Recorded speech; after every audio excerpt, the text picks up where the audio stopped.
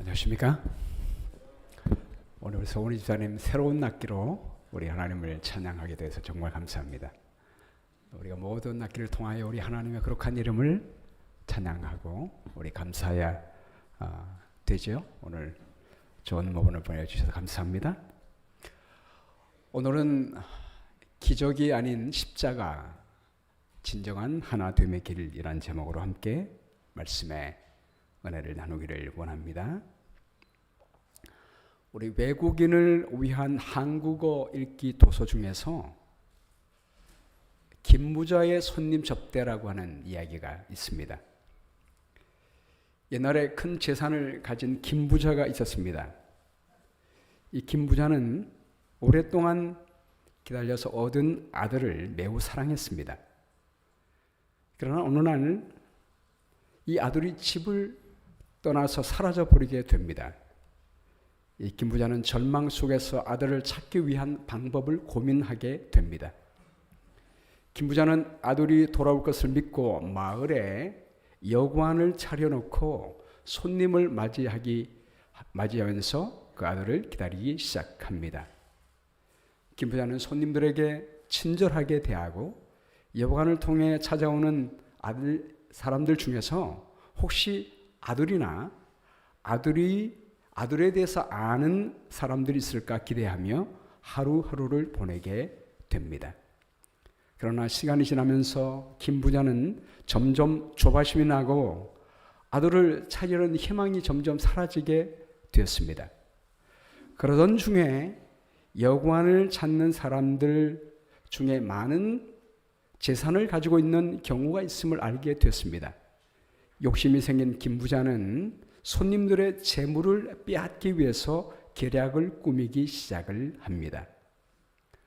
어느 날 김부자는 여관에 묵고 있는 한 청년이 귀중한 보물을 지니고 있음을 알게 됩니다. 욕심이 가득 찬 그는 청년의 재산을 빼앗기 위해 청년을 죽일 계획을 세웁니다. 그리고 그 청년을 죽이고 그의 물건을 확인하는 순간 그 청년이 바로 자신이 그토록 애타게 찾던 잃어버린 아들임을 깨닫게 됩니다. 김부자는 아들을 잃은 슬픔과 죄책감에 괴로워하며 크게 뉘우치지만 이미 돌이킬 수 없는 상황이 되고 맙니다. 이 슬픈 이야기죠. 근데 이 슬픈 이야기가 사실 오늘날 온 세계에 지금 자행되고 있습니다. 오늘 현대 사회의 사람들은 사상적, 정치적, 종교적으로 대립하는 상황 속에 너무 극대화로 양분되어 있습니다. 여러분, 러시아와 우크라이나 전쟁이 끝나지 않고 점점 더 크게 분열되고 있는 이유가 무엇입니까? 최근에 북한이 러시아를 지원하는 이유가 뭐죠? 단순합니다. 같은 공산 국가이기 때문입니다. 지금 러시아와 우크라이나의 전쟁은 공산 국가와 민주 국가의 싸움으로 번지고 그런 갈등으로 지금 대립되고 있습니다. 지금 정치적 양분화도 굉장히 심해지고 있습니다.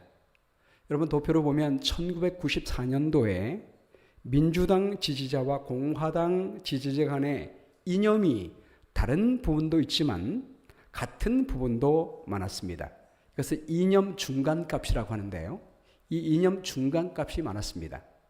근데 2014년도로 보면 이 중간값이 없어지고 양분화가 더 심하게 되는 경우를 보게 되는 것입니다.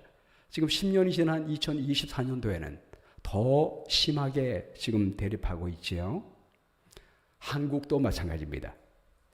정치적 입장이 강하게 대립하면서 많은 사람들은 상대방을 단순한 이념이나 의견 차이를 가진 사람으로 보는 것이 아니라 적으로 간주하고 있습니다. 그래서 정책이나 문제 해결보다는 서로의 차이를 부각하고 비난하는 데 집중하는 정치 환경을 조성하는 안타까운 모습을 보는 것입니다. 이스라엘과 하마스 간의 갈등이 두 나라 간에 시작된 이 갈등이 지금 어떻게 번지고 있습니까? 중동 전쟁으로 번지고 있습니다. 유대교와 이슬람 간의 갈등으로 번지고 있습니다. 이 종교 전쟁의 갈등으로 양상되고 있죠. 여러분, 이것은 나라와 종교와 정치만의 문제가 아닙니다. 우리 이웃 간의 갈등도 심화되고 있습니다. 지난 2013년도에 서울 양천구에서 49살 된 박모 씨가 자신의 아파트 2층에 사는 67살 홍모 씨 집에 석유가 담긴 맥주병을 던진 다음에 자기가 제작한 화염 발사기로 불을 붙여가지고 홍 씨의 가족 6명을 다치게 한 사건이 있었습니다. 그 당시 박 씨가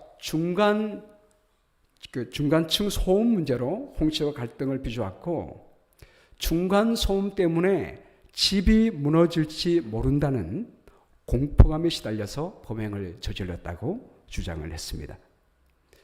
한국에서 이웃 간의 갈등 문제를 원인이 무엇인지 조사해 봤더니요, 가장 많은 이유가 중간 층간 소음이라고 그래요. 아파트가 한국에 많잖아요. 그러니까 층간 소음 문제 때문에 50.1%가 문제가 생겼고, 그 다음에 주차 문제 12.1%, 흡연 문제 10.1%, 반려동물 때문에 생긴 갈등이 7.2%, 생활 누수 문제, 아마 아파트니까 위에서 물이 이렇게 새면서 갈등이 생기는 것 같아요. 쓰레기 문제, 기타 문제 등이 있습니다. 아마 우리 미국에서는 이유는 다를 것이지만 다른 문제로 아마 갈등이 있고 갈등을 경험하게 될 것입니다. 여러분, 어떻게 하면 분열된 이 세계가 하나가 되고 이웃 간의 갈등을 멈추고 우리 모두가 그리스도 안에서 한 가족이 될 수가 있을까요? 여러분, 길이 있겠습니까?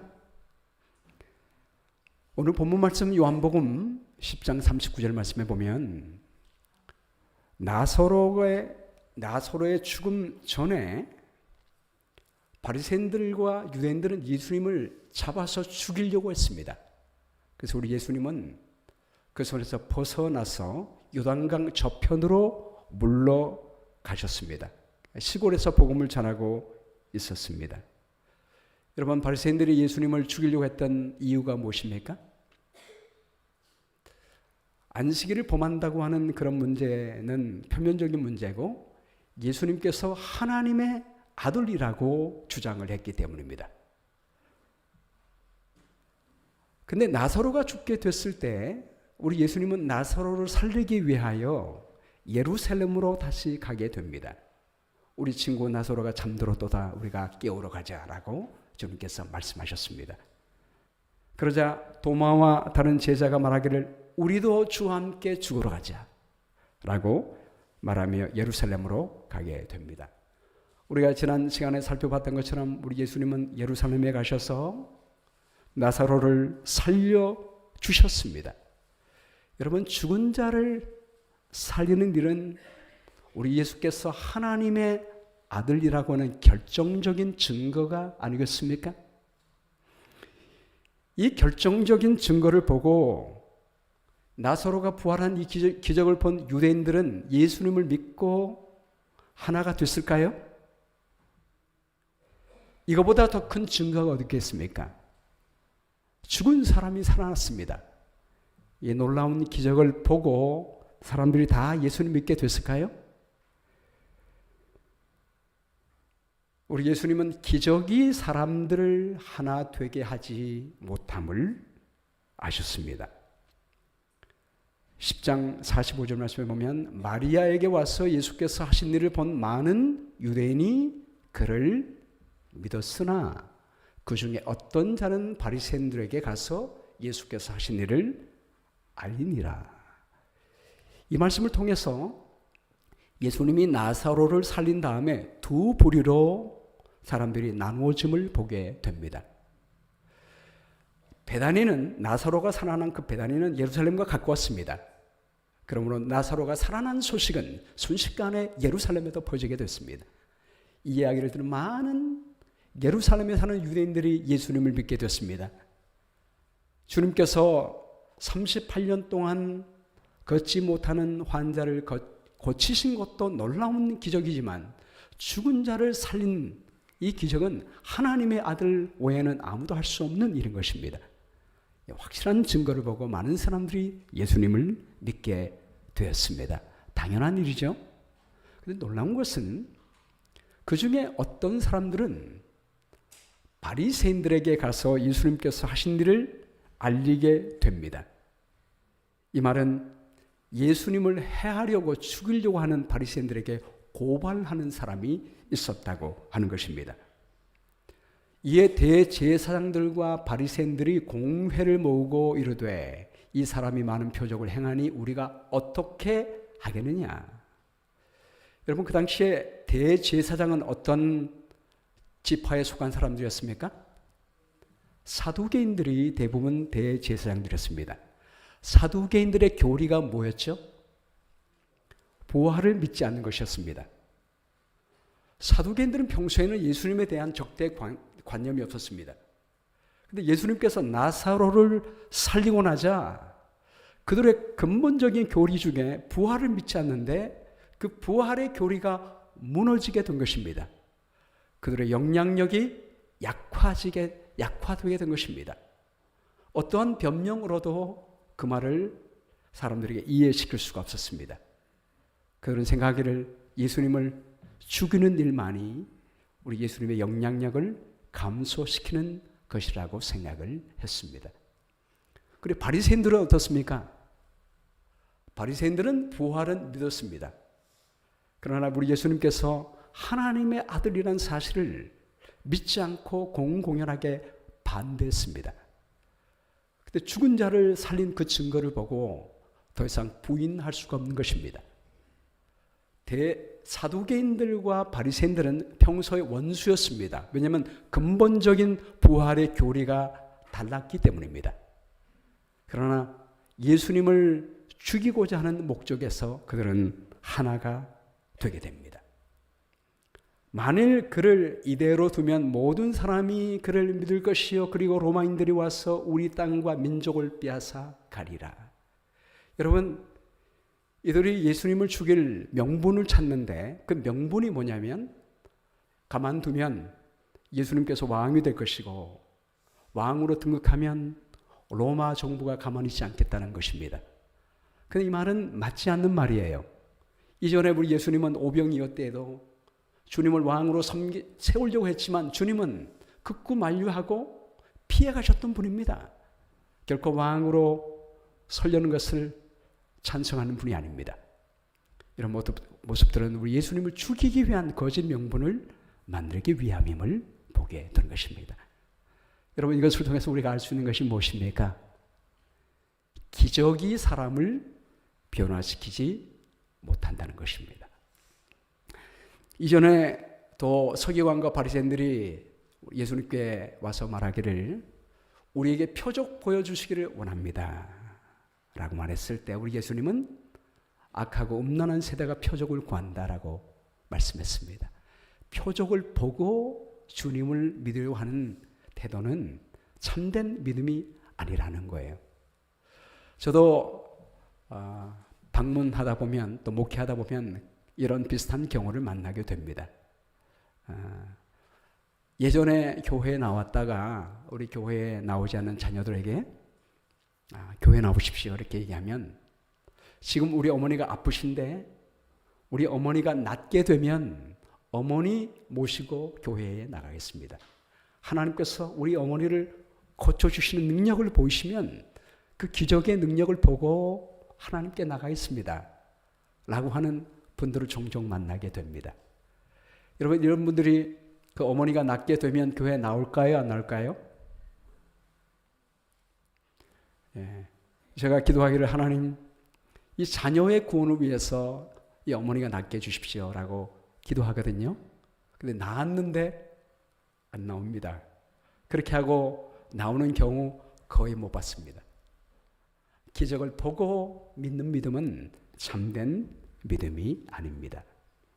우리가 이미 요한복음 4장에서 우리가 묵상했듯이 왕의 신하의 아들이 병에 걸렸을 때 주님 내 아들 고쳐주십시오라고 했더니 예수님께서 뭐라고 말씀하셨습니까? 너희는 표적과 기사를 보지 못하면 도무지 믿지 아니하리라 라고 했습니다. 이 왕의 신하의 그 마음을 아신 거예요. 이 왕의 신하는 예수님이 내 아들 고쳐주시면 내가 주님을 믿겠다고 하는, 고쳐주지 않으면 믿지 않겠다고 하는 그런 마음의 동기를 보시고 이 말씀을 하신 것입니다. 그때 이 신하는 자기의 마음을 읽은 예수님의 그 음성을 듣고 회개합니다. 회개하면서 간절히 진심으로 아들을 고쳐달라고 부탁을 합니다. 그때 예수님께서 가라, 내 아들이 살아있다라고 말씀했습니다. 어떤 증거도 없습니다. 그때 뭐 셀폰이 있어서 확인할 수 있는 것도 아니에요. 그러나 이 왕의 신하는 주님의 말씀을 믿고 갑니다. 여러분, 믿으면 기적이 생기는 것입니다. 믿고 갔을 때 사는 아들이 낫게 되는 것을 보게 됩니다. 예수님께서 살아있다 하신 그 시간에 아들이 낫게 되었다는 사실을 알게 된 것입니다. 여러분, 기적을 기다리지 마시고 하나님 말씀을 믿게 되기를 간절히 바랍니다. 그래서 우리 예수님은 모든 사람들이 하나 되기 위해서 또 다른 기적이 아닌 십자가에서 죽으시는 길을 선택하셨습니다. 11장 49절 말씀에 그 중에 한 사람, 그 해의 대제사장인 가야바가 그들에게 말하되 너희가 아무것도 알지 못하는도다. 여기 그 해의 대제사장이라는 말은요, 대제사장이 매해마다 바뀌었다는 말이 아닙니다. 본래 대제사장은 평생직이었습니다. 그런데 이 당시에는 대제사장을 로마 정부가 자기가 마음에 드는 사람을 세웠습니다. 그 해란 말을 강조하는 것은 예수님께서 십자가에 죽으시는 그 중요한 그때에 그 해의 대제사장이 가야바라는 말입니다. 이 사람이 말하기를 한 사람이 백성을 위하여 죽어서 온 민족이 망하지 않게 되는 것이 너에게 유익한 줄을 생각하지 아니하는도다. 지금 예수님을 죽일 명분을 찾지만 명분을 찾지 못합니다. 너무나 나사로를 살린 증거가 분명하기 때문에 예수님을 어떻게 할 수가 없는 지경입니다. 어떻게 할 수 없어서 혼란하고 있을 때 가야바가 말하기를 한 사람이 백성을 위하여 죽어서 온 민족이 망하지 않게 되는 것을 너희가 알지 못하는도다. 여러분, 이 말은요, 탈무드에 있는 말입니다. 탈무드에 보면 879쪽에 공동체 전체가 한 사람 때문에 형벌을 받는 것보다는 한 사람이 처형되는 편이 낫다라는 말이 있습니다. 이 말을 가지고 가야바는 예수님이 비록 무죄하다 할지라도 민족을 위하여 그분을 처단해야 된다는 논리를 편 것입니다. 나사로를 살린 다음에 예수님을 따르는 수많은 사람들이 폭동을 일으켜서 예수님을 왕으로 세울 것이기 때문에 그렇게 하면 로마인이 와서 성전을 파괴하고 우리 유대민족을 말살시키게 될 것입니다. 그러므로 우리 유대민족을 살리기 위하여 한 사람이 희생당하는 것은 마땅한 것입니다. 라는 논리를 편 것입니다.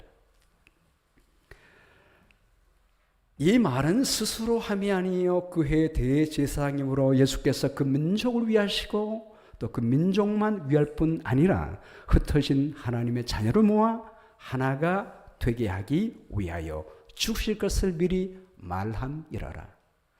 여러분, 가야바가 아무리 로마 정부가 세운 제사장이지만 그래도 명색이 제사장입니다. 성경 말씀을 잘 알고 있었습니다. 예언의 말씀을 알고 있었습니다. 그러나 하나님의 영감을 통해서 예수님을 알지는 못했지만 어렴풋이 예언을 말하게 된 것입니다. 사실 가야바의 의도는 자기의 자리를 보존하기 위하여 이런 논리를 폈지만 하나님의 성령께서 현중의 이 가야바를 통해서 우리 예수님께서 어떻게 죽으실 것을 말씀하고 있는 것입니다. 우리 52절 말씀 다 함께 한번 같이 읽어볼까요? 시작. 또 그 민족만 위할 뿐 아니라 흩어진 하나님의 자녀를 모아 하나가 되게 하기 위하여 죽으실 것을 미리 말함이러라. 여러분, 요한복음의 중요한 주제는 이스라엘 백성들만 예수님이 구원하는 게 아니고 이 세상의 모든 사람들을 구원하기 위한 하나님의 아들로 예수께서 오셨다는 것입니다. 주님은 이미 이 말씀에 대해서 요한복음 10장에서 말했죠. 나는 양을 위하여 목숨을 버리노라. 또 이 우리에 들지 아니한 다른 양이 있어라고 말씀하셨습니다. 목자 되신 예수님이 우리 안에 있는 양이 있습니다. 여러분, 이 우리 안에 있는 양은 누구를 대표하고 있을까요? 이스라엘 백성들을 대표할 수도 있고 이미 하나님을 믿는 사람들을 말할 수도 있습니다. 지금 현재 이 우리 안에 있는 양은 누굽니까? 안식일 날 교회 나오셔서 예배드리는 여러분 모두가 다 우리 안에 있는 양입니다. 여러분, 우리 안에 들어오신 것 환영합니다. 우리 주님께서 여러분들을 꼭 돌보시게 될 것입니다. 근데 주님께서는 우리 안에 있는 여러분들을 돌보실 뿐만 아니라 우리 안에 들지 않은 다른 양을 생각하셔요. 여러분, 우리 안에 있지 아니한 이 다른 양이 누굴까요?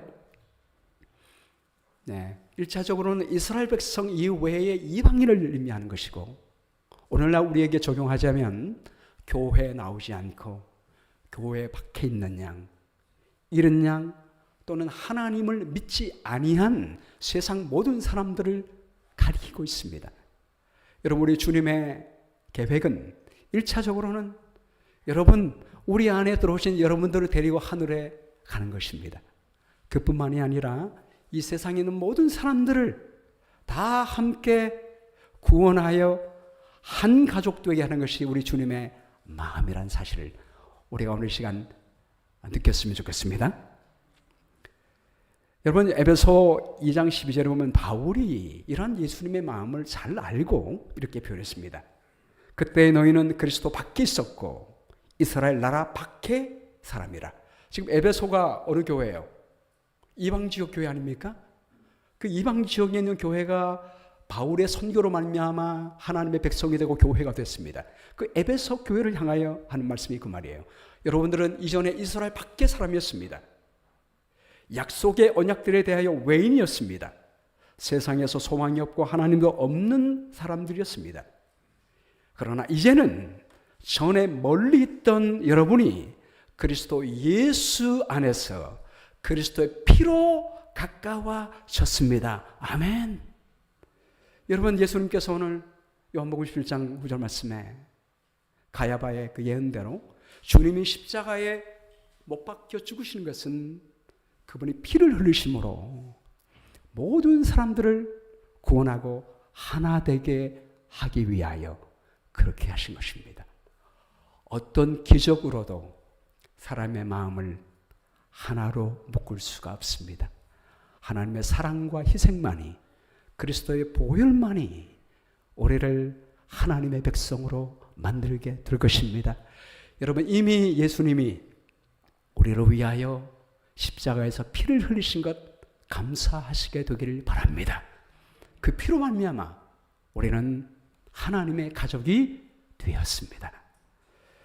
우리 한국 속담에 피는 물보다 진하다라는 말이 있습니다. 피는 물보다 진하다. 우리 개척대원 어린이 여러분들 이 말이 무슨 말인지 알아요? 피는 물보다 진하다. 예, 이 말은 여기 밑에 있죠? 혈육의 정이 기품을 말하는 겁니다.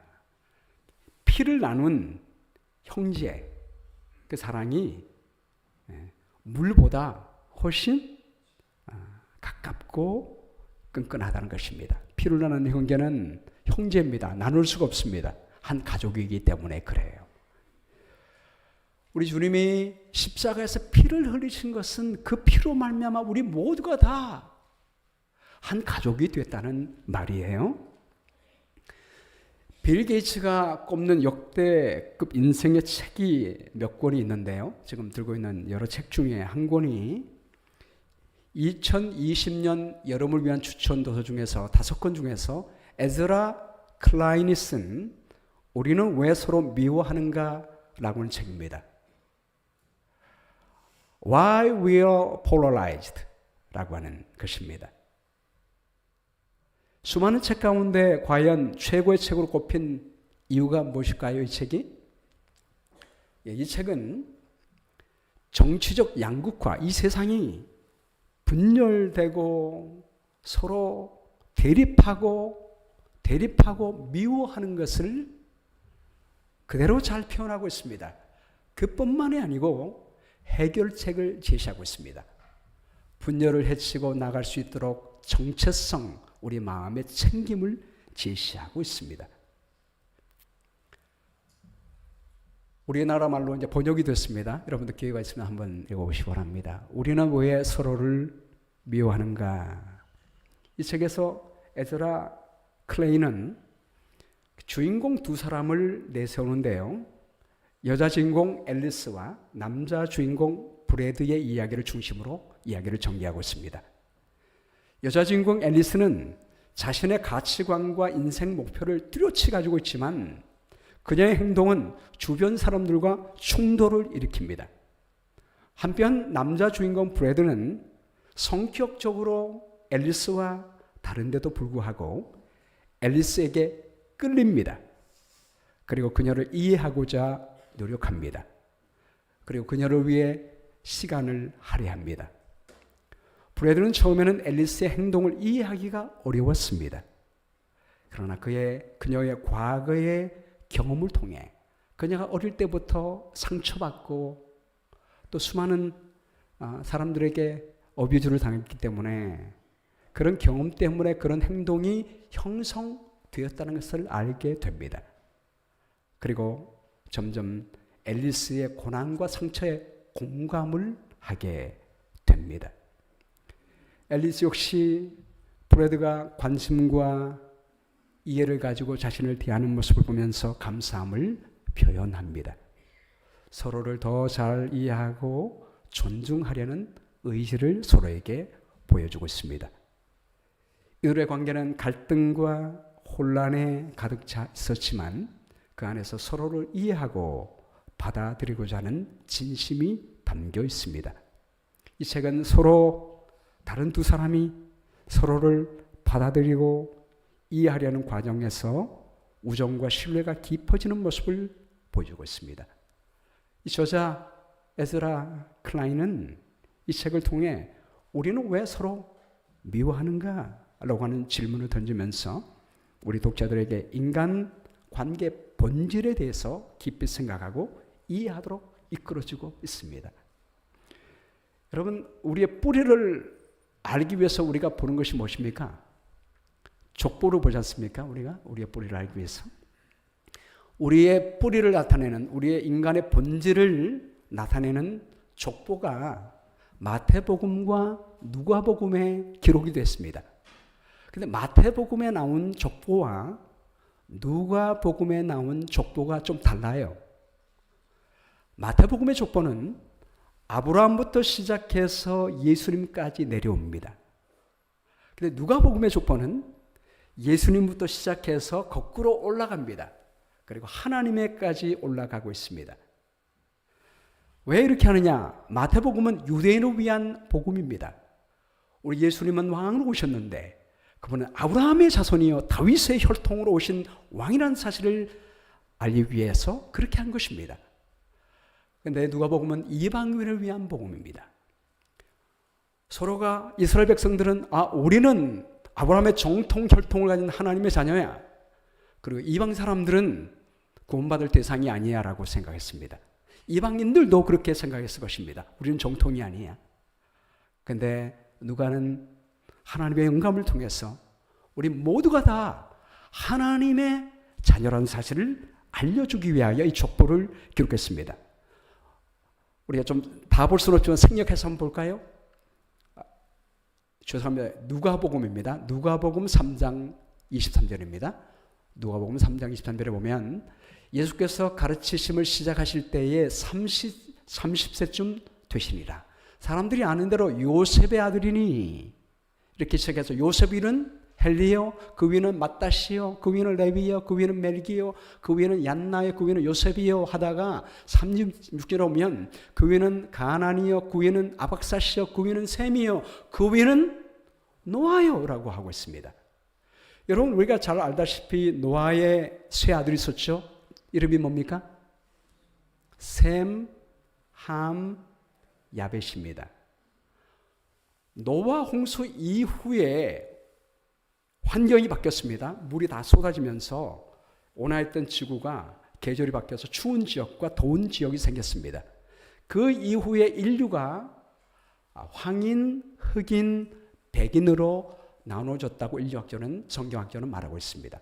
왜냐하면 백인들은 추위에 잘 적응할 수 있도록, 흑인들은 더위에 잘 적응할 수 있도록, 황인들은 중간 지점에 잘 적응할 수 있도록 되었다는 것입니다. 함, 셈, 함, 야벳입니다.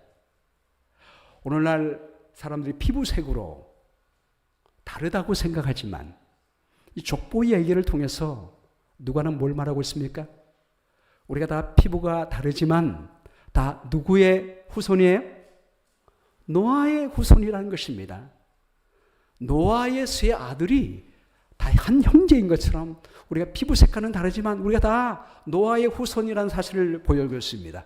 그리고 또 그 위를 올라가지요. 그 위는 레멕이요, 그 위에는 무두셀라요, 그 위는 에녹이요, 그 위는 야렛이요, 그 위는 마할랄렐이요, 그 위는 가인아니요, 그 위는 에노스요, 그 위는 셋이요, 그 위는 아담이요. 여기서 끝마치지 않고 그 위는 하나님이시니라. 할렐루야. 여러분 우리 모두가 다 누구의 자손이란 거예요? 하나님의 자녀란 것입니다. 알겠죠? 그럼 윤서가 누구의 자녀예요? 엄마의, 맞아요. 어쩜 그렇게 똑부러지게 잘 얘기합니까? 이런 상황에도 맞아요. 엄마의 아들이에요. 근데 엄마 위를 거슬러 올라가면 하나님의 아들이란 거예요. 알겠죠? 영현이는 누구 아들이에요? 네, 영현이도 아빠의 아들이지만 아빠 위로 거슬러 올라가면 하나님의 자녀가 되는 것입니다. 이 땅에는 우리 모두가 다 하나님의 미안합니다.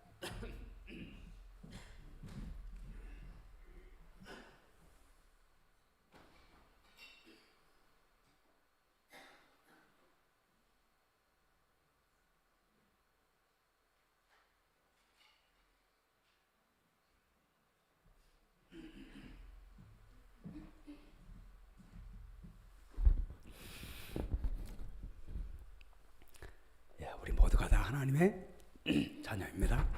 제가 너무 감격해서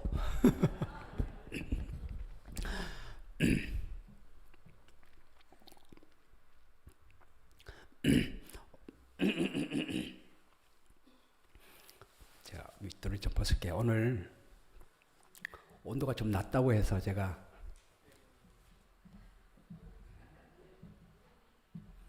옷을 두껍게 입었더니 여러분 우리 모두가 다 하나님의 자녀입니다.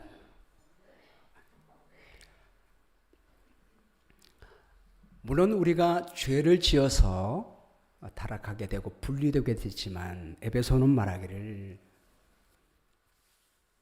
그는 우리의 화평이신지라 둘로 하나를 만드사 원수된 것 그 중간에 막힌 담을 자기 육체로 허시고 이는 그로 말미암아 우리 둘이 분리됐던 우리 둘이 한 성령 안에서 아버지께 나감을 얻게 하려 하십니다. 그러므로 이제는 너희는 외인도 아니요 나그네도 아니요 오직 성도들과 동일한 시민이요 하나님의 권속이라. 권속이란 말이 무슨 말이에요? 가족이란 말입니다. 우리 모두는 그리스도의 피를 통하여 피를 나눈 한 가족입니다. 여러분 백인이든 흑인이든 황인이든 피 색깔이 다 무슨 색깔이에요? 다 빨간색이에요. 다 그리스도의 보혈로 이룬 한 색깔 한 가족인 것입니다. 그 안에서 건물마다 서로 연결하여 주 안에서 성전이 되어가고 너희도 성령 안에서 하나님이 거하실 처소가 되기 위하여 그리스도 예수 안에서 함께 지어져 가느니라. 가족의 개념을 넘어서서 우리는 한 성전이 된 겁니다. 우리 안에 누가 계셔요? 하나님이 거하시는 성전이 된 것입니다. 우리가 하나 될 때 우리 안에 누가 거하십니까? 하나님이 거하시는 성전이 된 것입니다. 우리가 남이가라는 말이 있습니다. 우리 민족들이 하는 말, 우리가 남이가, 우리가 한 형통이라는 말입니다. 여러분 우리 형제들이 서로 마음이 맞지 않아 매일 싸우다가도 저녁이 되면 어떻게 합니까? 여기 있는 그림처럼 한 입을 덮고 함께 어우러져 지냅니다. 왜냐하면 본질적으로 우리는 피를 나눈 한 형제임을 알기 때문에 그래요. 여러분 우리 모두가 이것을 안다면 어떻게 될까요? 아마 러시아와 우크라이나 전쟁도 하루아침에 끝나지 않을까 생각됩니다. 이스라엘과 하마스와 헤즈볼라, 이란이나 모두가 다 우리가 한 형제라는 사실을 알게 된다면 좀 다투는 일은 있어도 이렇게 심한 전쟁은 끝나게 될 것이라고 생각합니다. 핵폭탄 만들지 않을 거라고 생각됩니다. 여러분 이 본질적인 문제 가슴을 우리가 안는다면, 우리 모두가 다 한 형제임을 안다면 우리가 하나가 될 것이라고 믿습니다. 마지막 예수님은 모든 민족이 하나 되기 위하여 십자가의 복음을 전하는 사역에 온 힘을 다하셨습니다. 이날부터 그들이 예수님을 죽이려고 모의하게 됩니다. 그러자 우리 예수님이 유대인 가운데 드러나게 다니지 아니하시고 거기를 떠나서 빈들 가까운 곳인 에브람이라는 동네에 가서 지혜자들과 함께 거기에 머무르시게 돼요. 자, 여기 한 가지 질문이 생기죠. 예수님이 우리를 위하여 십자가에 죽으실 거면 죽인다고 모의할 때 담대하게 예루살렘으로 가시지 왜 피해서 시골 동네로 가셨을까라고 하는 것입니다. 여기 세 가지 이유가 있는데요. 첫 번째, 하나님의 때를 기다리셨습니다. 두 번째는 제자들이 십자가의 의미가 무엇인지 모든 민족을 위한다는 사실을 알려주기 위하여 그 의미를 알고 십자가를 맞이하기 위함입니다. 세 번째는 많은 사람들에게 이 귀한 은혜를 알리기 위함입니다. 여러분, 우리가 하늘에 가면 금도성 예루살렘에 살게 될 것입니다. 우리 예수님이 하늘에 가시면서 뭘 준비하러 가신다고 말씀했죠? 우리가 거할 집을 준비하러 가신다고 말씀했습니다. 이 금도성 예루살렘의 모양을 보면 어떻게 생겼습니까? 이 그림에 있는 것처럼 정육방형입니다. 높이와 너비와 넓이가 같아요. 여러분 성경에서 높이와 너비와 길이가 같은 건물이 어떤 건물이에요? 지성소입니다. 아버지 하나님이 거하시는 지성소예요. 이 말은 우리가 하늘에 가면 누구와 함께 산다는 거예요? 우리 아버지 집에 함께 산다는 것입니다. 우리 모두가 한 집에 삽니다. 하늘에 가면 문이 있습니까? 없습니까? 네? 문이 없다고 그래요. 하늘은 문이 없다고 그래요. 어쩐 일인지 모르겠지만 어쨌든 우리가 한 집에 살게 될 것입니다. 여러분 우리 모두가 영원히 한 집에 살 한 식구입니다. 그러므로 지금 한 집에서 영원히 살 사람들이기 때문에 지금부터 잘 지내야 되지 않겠습니까? 자, 우리 옆 사람 보시면서 한번 얘기해 볼까요? 여기 있는 사람. 자, 옆 사람 보시면서 따라서 합니다. 손잡고 한번 얘기해 보십시다. 손잡으시고 우리는 한 집에서 영원히 살 사람들입니다. 그러니 지금부터 잘 지냅시다. 네, 맞습니다. 저는 여러분 생각할 때 잠깐 목회하다가 만난 성도와 목회자 관계라고 생각하지 않고 여러분 모두를 영원히 함께 살 이웃이라고 생각합니다. 여러분 우리 예수님께서 죽으시기 전에 이 사실을 전하는 인생을 사시게 된 것처럼 우리 할 역할은 만나는 사람들에게, 모든 사람들에게 이 사실을 전하는 것입니다. 우리 주님이 우리를 데리러 오실 것입니다. 우리가 살 집이 하늘에 이미 준비가 됐습니다.